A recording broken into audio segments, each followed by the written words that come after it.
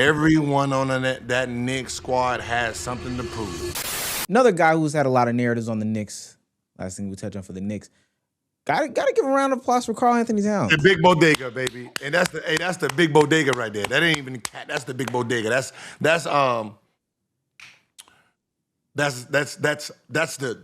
Dykeman's. That's the Dykeman King right there. Like you gotta the area, not just throw the words together. Right? I know what y'all trying. Don't just throw those words together. The Dykeman King, the Dominican Savior, El Chapo of the bodega. I'm just trying to get him just a nice ass nickname. Oh my god! You know what I mean? I'm just trying to get him something, man. So that's part of the conversation. I mean, from Kentucky to Minnesota, that era where they thought they were gonna, be real big time, the Andrew Wiggins Cat era, to Jimmy Butler stepping in, and everybody throwing out some crazy things about Cat. He's soft. He can't play. All the memes about him trying to back down Boogie, back down Joel Embiid. He's not going anywhere. Then when Ant comes on a team, Cat is the problem. All these things like that. They do the Randall swap, and now he's in New York, and he played phenomenal this playoffs, Gil. Phenomenal this playoffs. Cat, Karl. Got the same. He got the Chris Bosh treatment, where Gasol got the same treatment, where how they play the game and their non-aggressive approach puts a target on their back. Now, if you look at Karl, even in Minnesota, he actually was like a dominant force down low. He expanded his game, right? When we were talking about posting back, like when you're saying he couldn't back down Boogie, it's Boogie Cousins, Joel Embiid, like they got 40, 50 pounds on them, right? That's just like somebody, oh yeah, you couldn't back down Shaquille O'Neal. Like, don't know, like, there's only a few people that he couldn't bully through.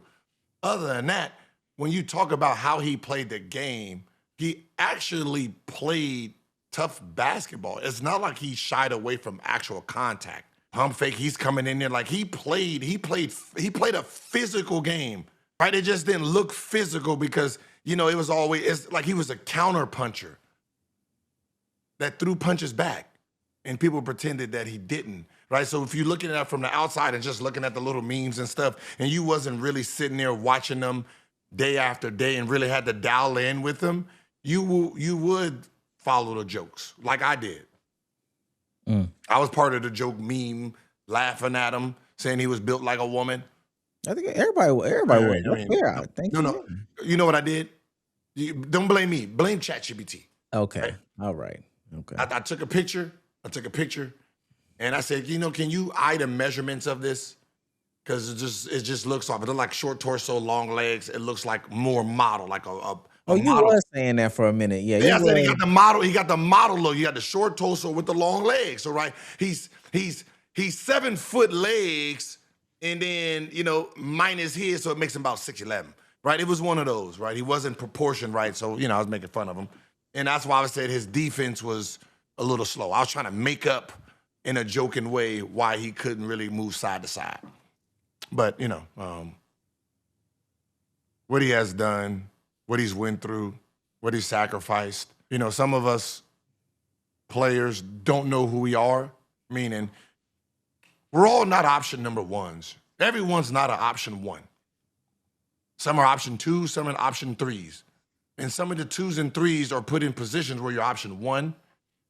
And some of us are option twos, but we're option ones in moments of the game, right? Ginobili, option 4, 3. Last 5 minutes, option 1. Right? Chauncey Billups, option 2, 3. Last 5 minutes, big shot, Billups. Right? And then, you got the Michael Jordans and you got, the Kobes who are option ones all the way through. right? For the most part, LeBron James was battling between option one. When he had Kyrie, he moved to the option two in the last 5 minutes. So, you have these guys, and, Carl is, I think that's what kind of knocked him a little bit, because people thought he was just an option one all the way through. And he could be. But there's just certain things about the game that doesn't allow him to take over, right? When you're a big man, it's hard for you to take over. We give you the ball and you create these shots. That's been guard play, right? And, and he needed a guard, an experienced guard that did that. KG had Sam Cassell, and that's how he moved. Once he got to Sam Cassell, this guy that hits these shots, make these plays, the game became more, a little bit easier for KG to really sit back and say, okay, so when he got with Paul Pierce, okay, Paul Pierce's last 5 minutes guy, I can dictate, I can pass, I can do this. Like when certain things click up, they make for a perfect match. And when Brunson and Carl, tied the knot, you can see it, because what Brunson needed was a guy who can hit the shot from outside and keep the floor spread. And that's what hurt Ant, because that's the same thing Ant needs. So when Ant said, no, we need someone tougher, then you got someone who shrinks the floor, especially, trying to play one-on-one. It kind of hurt the game a little bit. So there was no evolvement there. But Cash showed us his worth. He's the ultimate team guy. He sacrifices when he needs to. He dominates when he needs to. He's always mentally in the game, and he competes. Which, if you said that last part, what, 10 years ago, 8 years ago, somebody would have looked at you like you was crazy. Everyone on how about this? Everybody on the Knicks team. Mm-hmm. What we saying today, if we said this 3 years ago, we're all crazy. Everyone on that Knicks squad has something to prove. We was laughing at Mikal Bridges with his jump shot last year, champion this year, right? Mitchell Robinson, we was laughing at him all season and last year. Shit, I thought he was a throwback dude from the 1956 team. He literally looked like he was a throwback on one of the 1970 cards. Like, he looked like the whole hair, the whole look of him. Like he was playing basketball before they integrated in 78. That's what he looked like today. So we always laughing at certain players on the team, and it was like the dumpster for everybody who wasn't wanting no more. It was bad. It was literally the bad news bears. Yeah. Right? And it was that team, from Jordan Clarkson being traded, and we don't need you, from Shamitz. Right. Even Mike Brown ended up there. Yeah, too. Mike Brown. Hey man, come. Yeah, I mean, it was one of those teams, man, where they all said, we have one goal, and our goal is to prove everybody that we do belong. And they shook up the world, man. I ain't gonna lie. And New York is looking at it right now. Yeah, New York is on fire. Literally.